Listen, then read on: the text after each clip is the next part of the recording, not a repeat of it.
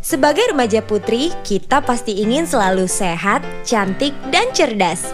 Seperti kelima remaja putri ini, sehat, cantik, dan cerdas tanpa anemia. Yuk kita temukan caranya di sini. Pertama, kita perlu tahu dulu anemia itu apa sih? Anemia adalah suatu kondisi tubuh di mana kadar hemoglobin di dalam darah lebih rendah dari normal. Gejala yang umum dirasakan dikenal dengan sebutan 5L. Selain 5L, kita mungkin akan merasa pusing, berkunang-kunang, gampang mengantuk, dan sulit konsentrasi. Terkadang, orang menganggap anemia itu sama dengan tekanan darah rendah. Padahal, itu adalah dua hal yang berbeda loh.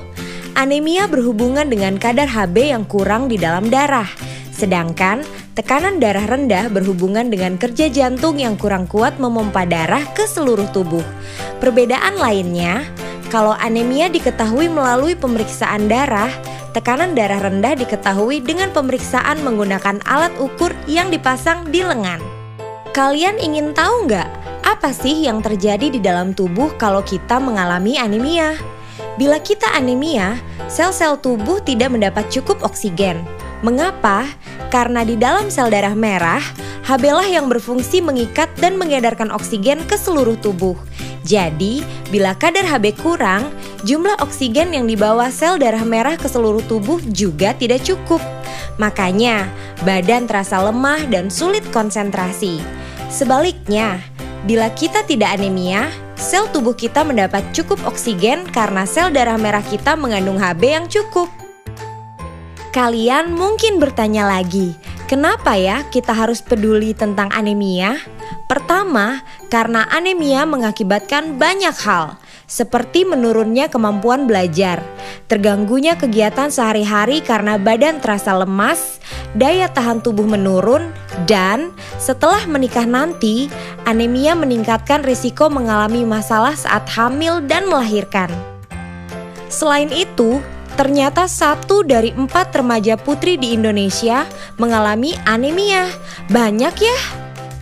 Anemia disebabkan oleh 3 faktor. Pertama, kurangnya asupan terutama protein, asam folat, vitamin B12, dan zat besi. Kedua, pendarahan misalnya menstruasi dan kecacingan.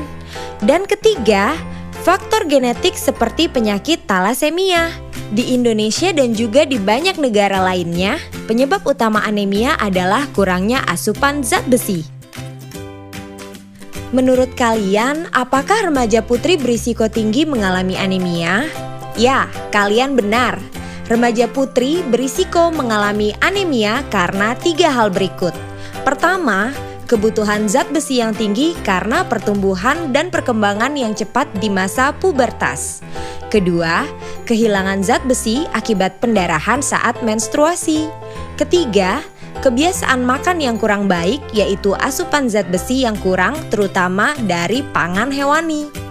Kalian tahu nggak? Saat kita sudah merasakan gejala anemia, itu artinya anemia yang kita alami sudah parah. Kekurangan zat besi di tahap awal seringkali tidak menimbulkan gejala yang bisa kita rasakan. Padahal fungsi tubuh sudah terganggu. Jadi jangan tunggu sampai muncul gejala ya. Mencegah anemia. Caranya gimana? Caranya, penuhi kebutuhan harian zat besi dengan mengkonsumsi makanan yang kaya sumber zat besi, baik yang bersumber dari pangan hewani dan nabati, serta minum tablet tambah darah atau TTD 1 tablet sekali seminggu. Selain itu, konsumsi buah kaya vitamin C akan membantu meningkatkan penyerapan zat besi. Ini adalah contoh beberapa bahan pangan hewani dan nabati sumber zat besi. Selain kandungan zat besinya yang secara umum lebih tinggi, zat besi dari pangan hewani diserap tubuh dengan lebih baik dibandingkan dari pangan nabati. Sayangnya, beberapa remaja putri tidak mau makan pangan hewani terutama daging karena takut gemuk. Benar nggak ya makan daging itu bikin gemuk? Jawabannya adalah tidak. Bila dikonsumsi tidak berlebihan. Agar tidak mengalami kegemukan, jagalah asupan kalori agar tidak berlebih dan lakukan aktivitas fisik untuk membakar kalori. Selain mengkonsumsi makanan kaya zat besi, konsumsi TTD sangat membantu memenuhi kebutuhan zat besi harian. Bagaimana cara minum TTD? TTD diminum 1 tablet sekali seminggu di hari yang sama. TTD diminum setelah makan dengan air jeruk atau air putih. Jangan minum TTD dengan teh, susu, atau kopi, karena dapat mengurangi penyerapan zat besi yang ada di TTD. Dan setelah minum TTD, makanlah buah yang mengandung vitamin C untuk meningkatkan penyerapan zat besi. Ada yang bilang minum TTD menyebabkan mual. Benar nggak ya? Benar, tapi hanya pada sebagian orang. Untuk mengurangi kemungkinan mual, minumlah TTD setelah makan. Jadi perut tidak dalam keadaan kosong. Selain itu, tubuh kita akan menyesuaikan, sehingga perlahan-lahan kita tidak mengalami mual lagi setelah minum TTD. Minum TTD juga menyebabkan tinja berwarna agak kehitaman, tapi jangan khawatir ya, semua itu tidak membahayakan kesehatan.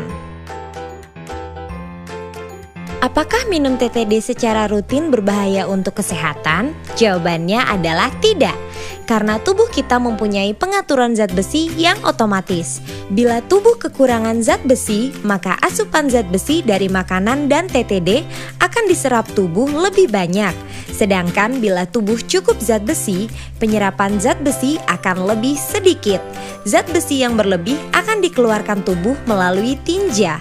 Itu sebabnya saat minum zat besi, tinja berwarna agak kehitaman. Jadi sekali lagi, konsumsi TTD tidak berbahaya untuk kesehatan. Dan sekarang aku tahu, bila anemia, kemampuan belajar menurun dan kegiatan kita terganggu. Kurang asupan zat besi adalah penyebab utama anemia. Remaja putri memiliki risiko yang tinggi mengalami anemia. Anemia harus dicegah sebelum muncul gejala. Caranya dengan mengkonsumsi makanan sumber zat besi serta minum TTD. Jadi tunggu apa lagi? Yuk bersama kita cegah anemia. Dengan dukungan guru, keluarga, serta petugas kesehatan, kita semua pasti bisa menjadi sehat, cantik, dan cerdas tanpa anemia.